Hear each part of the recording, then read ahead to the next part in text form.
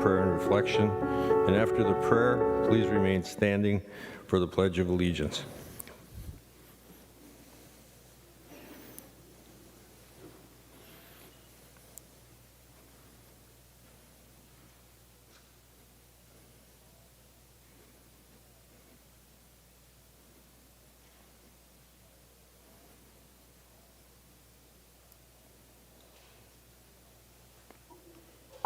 Thank you, members. I pledge allegiance to the flag of the United States of America and to the republic for which it stands, one nation, under God, indivisible, with liberty and justice for all. The Secretary will call the roll by legislative districts. Senate District Number 1, Mark Johnson. District 2, Paul Utke. District 3, Thomas Bach. District 4, Kent Eakin. District 5, Justin Eichhorn. District 6, David Tomasoni. Present. District 7, Eric Simonson. District 8, Bill Ingebrigtsen. District 9, Paul Gazelka. District 10, Carrie Rood. District 11, Jason Rarick. District 12, Tori Westrom. District 13, Jeff Howe. District 14, Jerry Ralph. District 15, Andrew Matthews. District 16, Gary Dames. District 17, Andrew Lang. District 18, Scott Newman. District 19, Nick Friends. District 20, Rich Draheim. District 21, Michael Goggin. District 22, Bill Weber. District 23, Julie Rosen. District 24, John Jasinski. District 25, David Senjum. District 26, Carla Nelson. District 27, Dan Sparks. District 28, Jeremy Miller. District 29, Bruce Anderson. District 30, Mary Kiffmeyer. District 31, Michelle Benson. District 32, Mark Coran. District 33, David Osmick. District 34, Warren Limmer. District 35, Jim Abler. District 36, John Hoffman. District 37, Jerry Newton. District 38, Roger Chamberlain. District 39, Karen Housley. District 40, Chris Eaton. District 41, Carolyn Lane. District 42, Jason Isaacson. District 43, Charles Uyghur. District 44, Paul Anderson. District 45, Ann Rest. District 46, Ron Latz. District 47, Scott Jensen. District 48, Steve Swazinski. District 49, Melissa Franzen. District 50, Melissa Wickland. District 51, Jim Carlson. District 52, Matt Klein. District 53, Susan Kent. District 54, Carla Bigham. District 55, Eric Pratt. District 56, Dan Hall.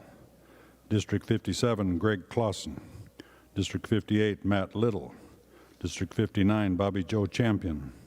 District 60, Kerry Dietzick. District 61, Scott Dibble. District 62, Jeff Hayden. District 63, Patricia Torres-Ray. District 64, Richard Cohen. District 65, Sandra Pappas. District 66, John Marty. District 67, Fong He. A quorum is present. Pursuant to Rule 14.1, the following members intend to vote under Rule 40.7. Anderson B., Carlson, Clausen, Dames, Dibble, Dietzick, Eaton, Franzen, Goggin, Hayden, Howe, Isaacson, Jensen, Kiffmeyer, Lane, Lang, Latz, Little, Miller, Newman, Newton, Rest, Simonson, Sparks, Torres-Ray, Weber, Westrom, and Wickland.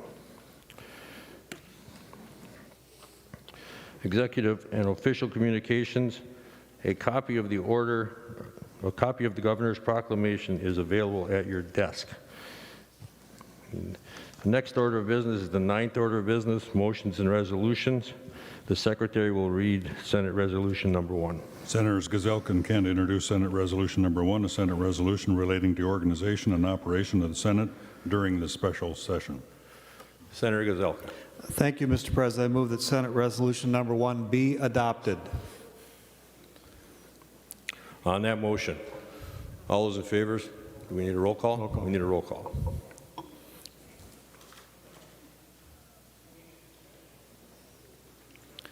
And Mr. President, this is the resolution that relates to the organization and operation of the Senate during this special session. Secretary will take the roll.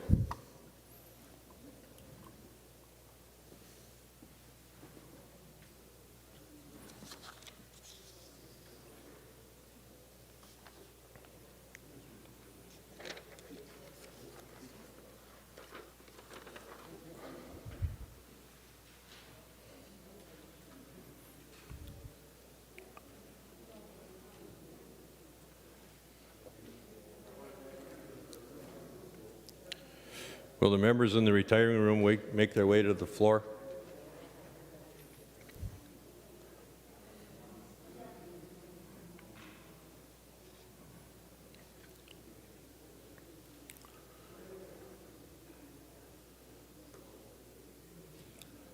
The members in the President's office, come to the floor to vote, please.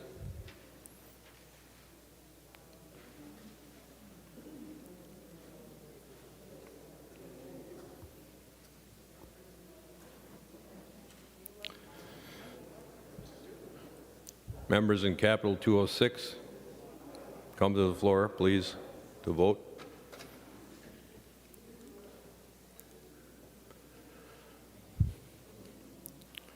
Members in room 237 and members in Capitol room 303, please come to the floor to vote.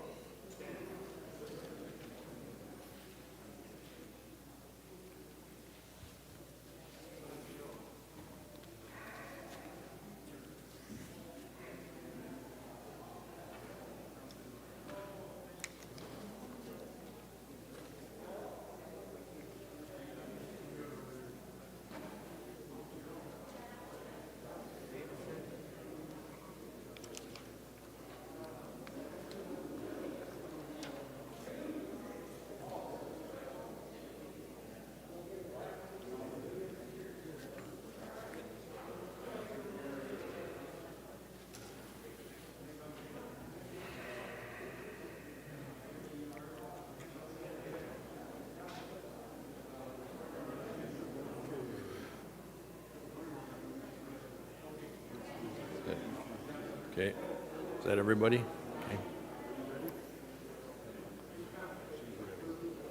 Senator Kent?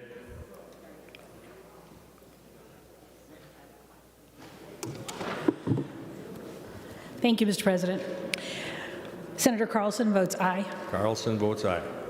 Senator Clausen votes aye. Clausen votes aye. Senator Dibble votes aye. Dibble votes aye. Senator Dietzick votes aye. Dietzick votes aye. Senator Eaton votes aye. Eaton votes aye. Senator Franzen votes aye. Franzen votes aye. Senator Frentz votes aye. Friends votes aye. Senator Hayden votes aye. Hayden votes aye. Senator Isaacson. Hold it.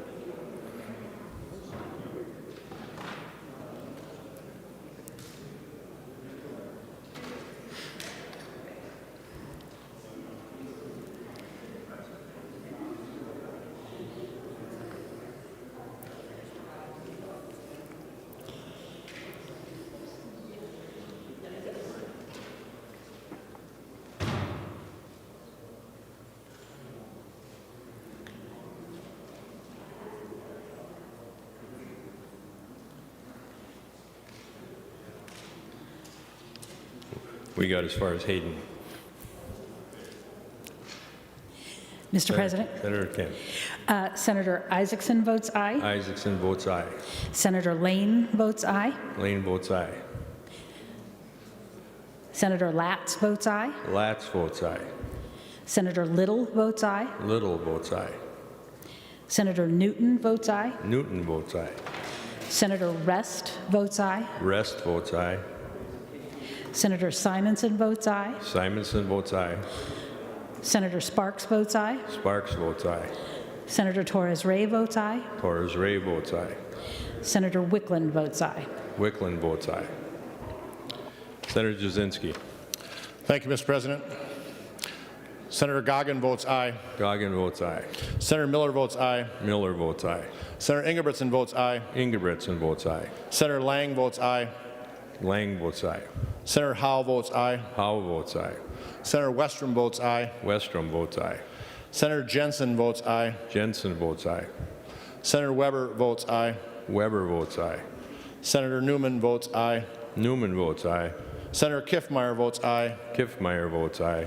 Senator Dames votes aye. Dames votes aye. Senator Chamberlain votes aye. Chamberlain votes aye. Senator Rude votes aye. Rude votes aye. Senator Anderson B votes aye. Anderson D votes aye.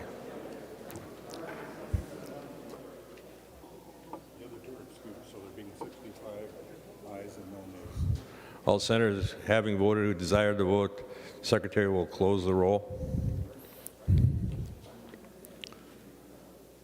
There being 65 ayes and 0 nays, the motion prevails.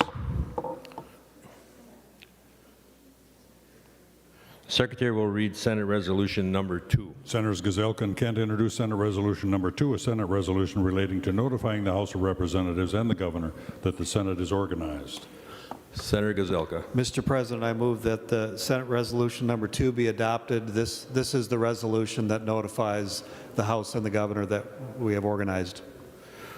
All those in favor signify by saying aye. Aye. Opposed? Motion prevails. Remaining under motions and resolutions, we will revert to the 8th order of business, introduction and first reading of Senate bills.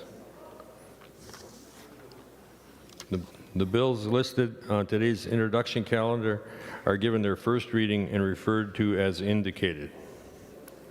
Do I have to read the Senate files? Senator Gazelka. Mr. President, I move that Senate Files number 1 through 13 and Senate Files number 27 and 28 be laid on the table. All those on that motion, all those in favor signify by saying aye. Aye. Aye. Opposed? Motion prevails. Remaining under motions and resolutions, Senate Resolutions number 3 and 4 will be referred to the Committee on Rules and Administrations.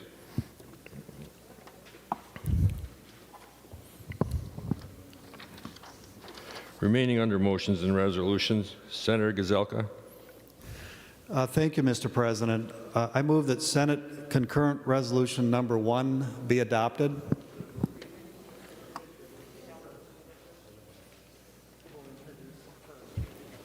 And, Mr. President, I'd want a roll call.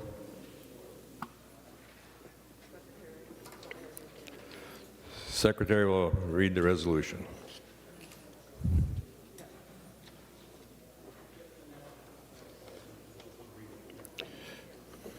Senate Concurrent Resolution number 1, relating to Minnesota's peacetime emergency, terminating the peacetime emergency pursuant to the authority granted under Minnesota statutes. Senator Gazelka. Introduced by Senator Gazelka. Senator Gazelka. Thank you, Mr. President. Do you want me to move it again before I explain it, or are we good? You can go ahead and explain it. So, Mr. President and members, this is the resolution that removes the governor's emergency powers.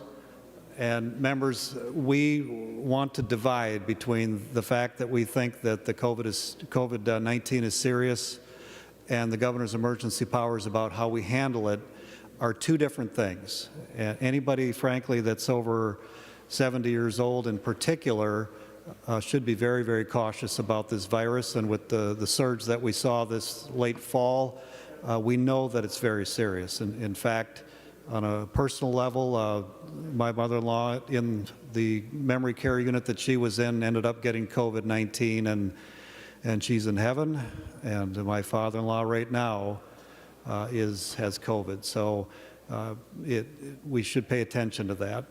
But this isn't about COVID-19. It's about the emergency powers. And it's frustrated many of us because we want to have a say in how we make decisions. And even as we negotiated the package that we're going to yet pass today, part of what we were hoping to do is that we have some oversight over those billions of dollars and in the future maybe billions again, that the governor by himself cannot just use that money but he must get agreement from the House and the Senate. That is our desire, that's our goal, so that there's true oversight.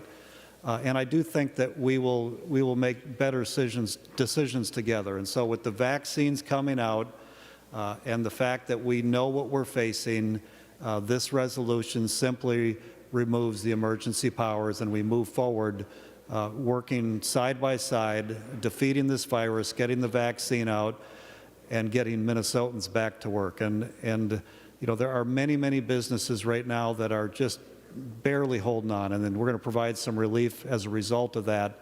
But we just need to get beyond this, and we need to do it together. Senator Benson. Thank you, Mr. President. Has a roll call been requested? No, there has not been. I'd like to request a roll call. There will be a roll call. And Mr. President, if I may comment to the resolution? Senator Benson. Mr. President, the ending of emergency powers is more about cooperation and the citizens' voice being included. There are Minnesotans all over the state who stayed home at Thanksgiving to support our healthcare workers. That was really important. It is important that we understand what's going on in our hospitals and nursing homes, that we as citizens feel like we're included in solving this problem. But the governor's not telling us what data he's using to make decisions. Do we know what data is going to tell us when he can open up businesses again? Do we know how many businesses are going to just give up and be done, or frankly, run out of money in spite of the grants that we're passing today? Members, I'm on the LAC, and I've sat through LCRC hearings. Did you know that there's language that holds on to COVID-19 funds until June 30th of 2021? That money's only supposed to be used for the time of a public emergency. Why is the governor asking for money to be kept until June of 2021? Don't you think we should know the answer to that? But he doesn't have to answer so long as we let him have emergency powers with no accountability from both bodies, the House and the Senate, from both parties, Republican and Democrat, and from representatives in the legislature and the citizens of the state. This isn't about a blanket approach to endanger the public. This is about the public understanding what they can do to help, like distancing, limiting the people that they visit with. But it's also about the government being accountable for the decisions they make. Shutting down businesses and then taking taxpayer money to keep them afloat doesn't help businesses make better decisions, doesn't help citizens feel engaged.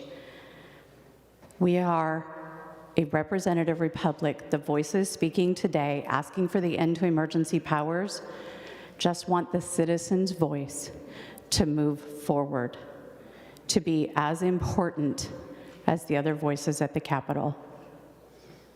Thank you, Mr. President. I will be supporting Senator Gazelka's motion. Any further discussion? Any further discussion? Seeing none, the secretary will take the roll.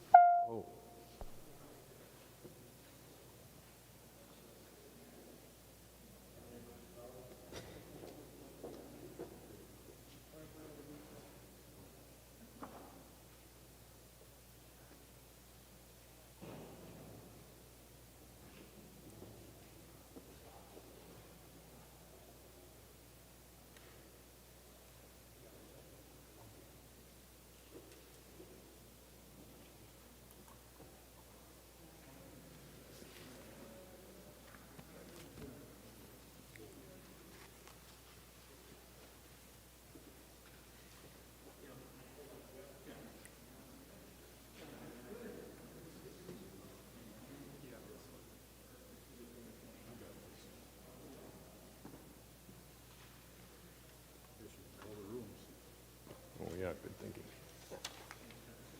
Where are they now? I'm gonna put them. retiring room come to the floor.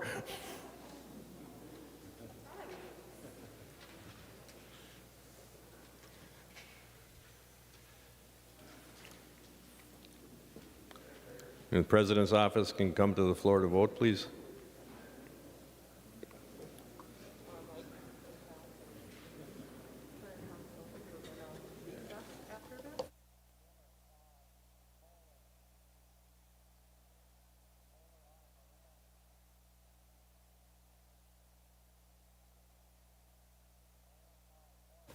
Capital 206 come to the floor, please.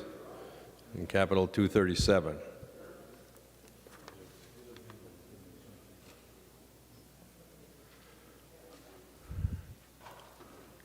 And Capital 303, please come to the floor to vote.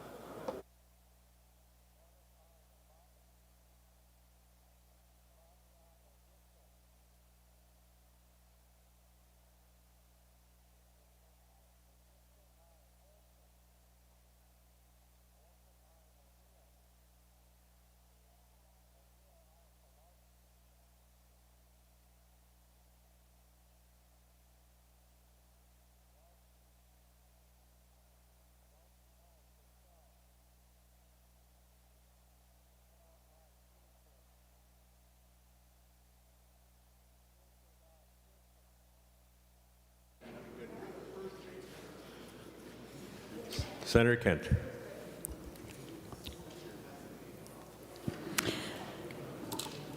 Thank you, Mr. President. Senator Carlson votes no. Carlson votes no. Senator Clausen votes no. Clausen votes no. Senator Dibble votes no. Dibble votes no. Senator Dietzick votes no. Dietzick votes no. Senator Eaton votes no. Eaton votes no. Senator Franzen votes no. Franzen votes no. Senator Frentz votes no. Friends votes no. Senator Hayden votes no. Hayden votes no. Senator Isaacson votes no. Isaacson votes no. Senator Lane votes no. Lane votes no. Senator Latz votes no. Latz votes no. Senator Little votes no. Little votes no. Senator Newton votes no. Newton votes no. Senator Rest votes no. Rest votes no. Senator Simonson votes aye. Simonson votes aye. Senator Torres Ray votes no. Torres Ray votes no. Senator Wickland votes no. Wickland votes no. Mr. President, Senator Kent. Senator Sparks votes aye. Senator Sparks votes aye. Senator Jasinski. Thank you, Mr. President. Senator Goggin votes aye. Goggin votes aye. Senator Miller votes aye. Miller votes aye. Senator Ingebretson votes aye. Ingebretson votes aye. Senator Lang votes aye. Lang votes aye. Senator Howe votes aye. Howe votes aye. Senator Westrom votes aye. Westrom votes aye. Senator Jensen votes aye. Jensen votes aye. Senator Weber votes aye. Weber votes aye. Senator Newman votes aye. Newman votes aye. Senator Kiffmeyer votes aye. Kiffmeyer votes aye. Senator Chamberlain votes aye. Chamberlain votes aye. Senator Rude votes aye. Rude votes aye. Senator Anderson B votes aye. Anderson B votes aye. All senators having voted who desire to vote, the secretary will close the roll. There being 40 ayes and 25 nays, the resolution is adopted. Senator Gazelka, whenever you're ready.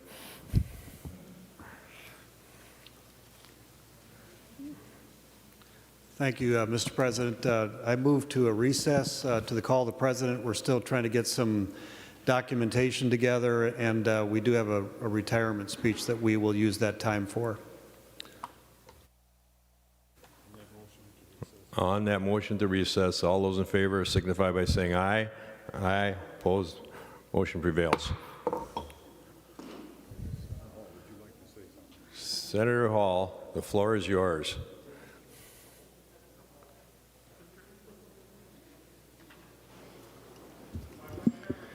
Thank you, Mr. President and members. It's with great honor that I get my retirement speech. I might call it a forced retirement speech, but with my blood pressure have gone down now 20 degrees, I'm in really good shape, and I'm very grateful.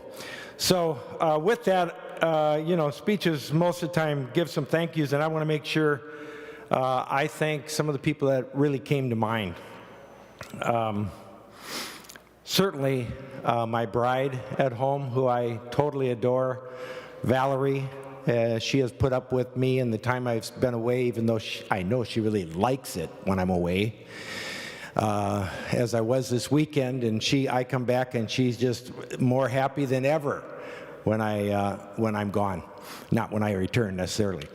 No, but really, my 8 children, Aaron, Jesse, Ann, Ellie, Joy, Tommy, Glory, and John. They're all wonderful kids we got to raise.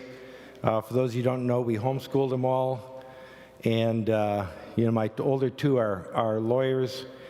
My youngest is off into Washington State, living out there right now, he just got out of graduation from college.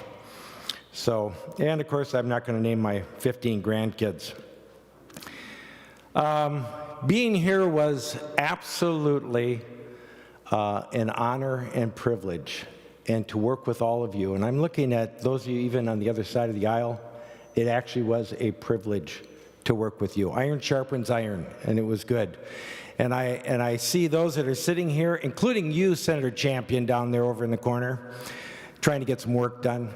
It was an honor to be a part of this legislature for the last 10 years. But I would not want to, I can't say thank you to everyone, but I want to mention a few that come to name. Certainly, Senator Paul Gazelka has been my friend, comrade. We have office next to each other almost for the entire 10 years. And we had purpose for that, to encourage and support each other. I do see the old man here, Senator Limmer. Another one of the, I call great statesmen that isn't given enough credit for what he does around here. And then I want to go to, because I can't say everybody, it's just too many of even my colleagues on the Republican side. But I do want to say thank you to some of our staff, Mo, Rachel, Jimmy, some of my LAs, Jenna, Ryan, Judy, Carl, Brian and Craig and Bill, just some that come to mind, Stephen, that have helped me out because I needed a lot of help over the years. And you know, a kid that grew up in the projects in southeast Minneapolis and then over by the airport, we moved around a lot with different fathers, and a lot of baggage in our home that we have to deal with, as I think many homes do. But I've seen over the years that I have had many people in my life that encouraged me in life. I think of a friend of mine, Gary Lewis, who ran our YMCA, who eventually I worked for as a YMCA director.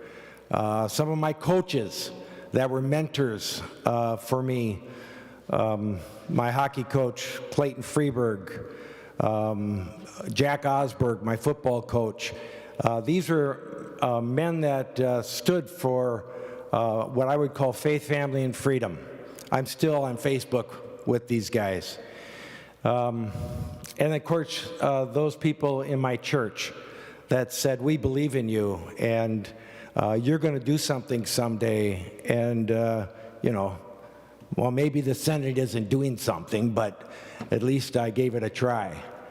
But after 10 years, I also want to say thank you for those that challenged me. Senator Marty, you challenged me in life, and I appreciate that. Senator Pappas, it was a pleasure to get to know you. You were one of the people, you know, if you remember, I was around here as a kind of an adjunct chaplain for a while. You were one of the people I thought, wow, I'll never like her. You're so easy to like. I've really enjoyed our conversations. I'm sorry Senator Dibble isn't here. He would be one of those that I would say I really enjoyed getting to know.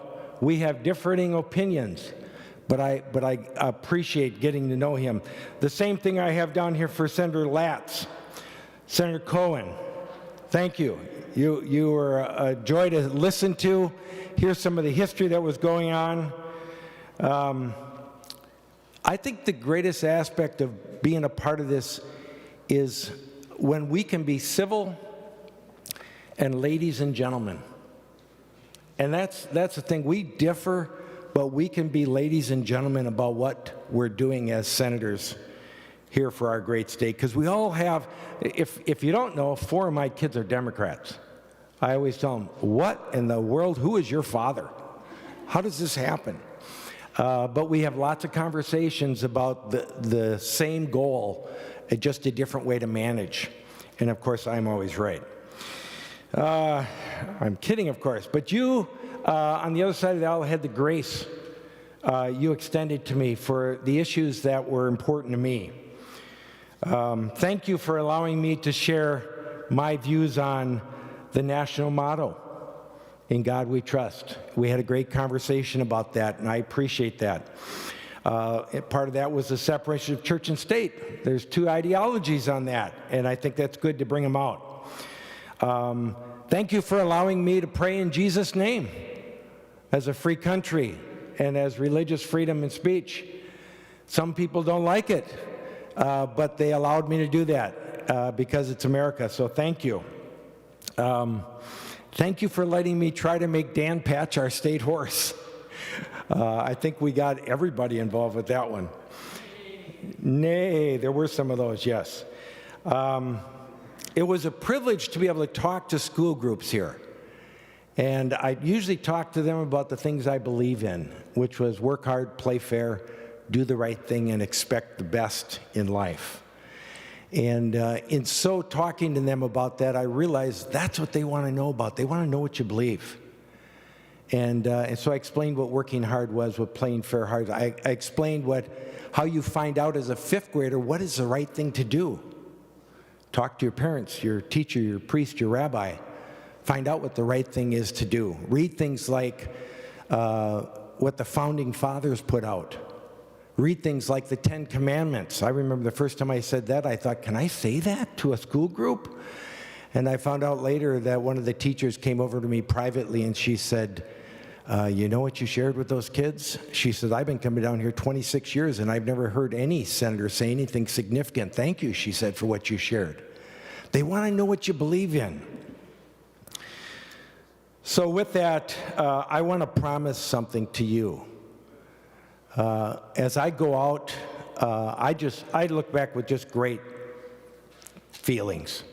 I had 10 years of the hardest job I've ever had, but also honored to be a part of this group of men and women that challenge each other, have high standards in life. I even got to like Senator Osmek. I mean, not too many people get that honor. Roll call, yes. And of course, Karen and Housley and I think eye to eye on things so much that we don't need to talk to each other. We know what the other one thinks. And I could go around to everybody, Pratt the Rat, I call him all the time. And I hope that sticks too, Pratt the Rat. But to say, my promise to you is what I told my challenger, opponent in the race, Lindsey Port. I said, I will pray that God blesses you in your position.